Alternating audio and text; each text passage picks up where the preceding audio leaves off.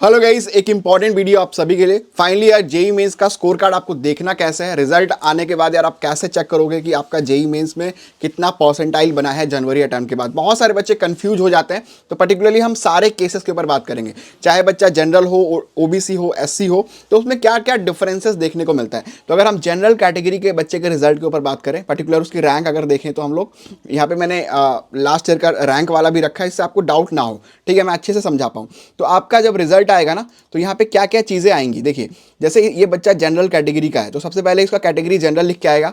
उसके बाद रिजल्ट में यहाँ पे आपका सीआरएल रैंक नहीं लिख के आएगा। जनवरी अटेम्प्ट के बाद सीआरएल रैंक जो होता है वो फाइनल आपका जो अप्रैल अटेम्प्ट का हो जाता है, वेस्ट ऑफ 2 जो पेपर होता है उसका एक कंसिडर किया जाता है। तो अभी आपका सेशन 1 का रिजल्ट आएगा और यहाँ पे फिजिक्स के सामने फिजिक्स की परसेंटाइल लिखी होगी, ठीक है, राइट। फिजिक्स के सामने आपकी फिजिक्स की परसेंटाइल लिखी होगी, केमिस्ट्री के सामने आपकी केमिस्ट्री की परसेंटाइल लिखी होगी, मैथ्स के सामने आपकी मैथ्स की परसेंटाइल लिखी होगी, और टोटल आपका परसेंटाइल कितना बनता है, इन सब का जो एवरेज है वो कितना परसेंटाइल बनता है, डिपेंड्स ऑन कि आपके कितने कितने स्कोर आए। तो वहां पे आपका एवरेज फाइनल यहाँ पे मेंशन होगा, राइट। तो इसके बेसिस पे आप लोग जो है आपका परसेंटाइल पता चलेगा। इसके अलावा कुछ भी लिखा नहीं रहता सेशन 1 के रिजल्ट के बाद, सिर्फ परसेंटाइल वहां पे मेंशन होता है।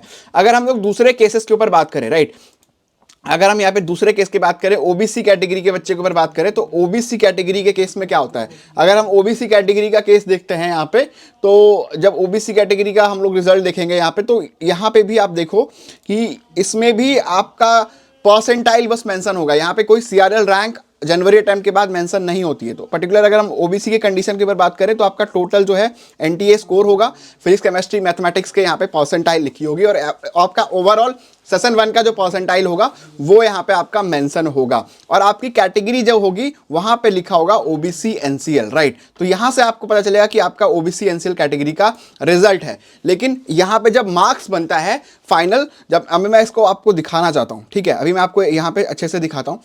जब यहाँ पे आपका मार्क्स बनेगा ना, फाइनल मार्क्स बनेगा, तो आपको कैसे देखना है वो इंपॉर्टेंट। जब आपका फाइनल यहाँ पे मार्क्स बनेगा, इट मीन्स कि आपका अप्रैल अटेम्प्ट हो जाएगा, तो आप देखोगे कि यहाँ पे आपकी सीआरएल रैंक लिख के आएगी और ओबीसी एनसीएल रैंक लिख के आएगी। उससे पहले गाइस, ये जो कॉलम होगा ना आपका, ये वाला कॉलम अभी आपका एम्प्टी होगा, यहाँ पे कुछ भी नहीं होगा, ये कॉलम ही नहीं आएगा आपके लिए।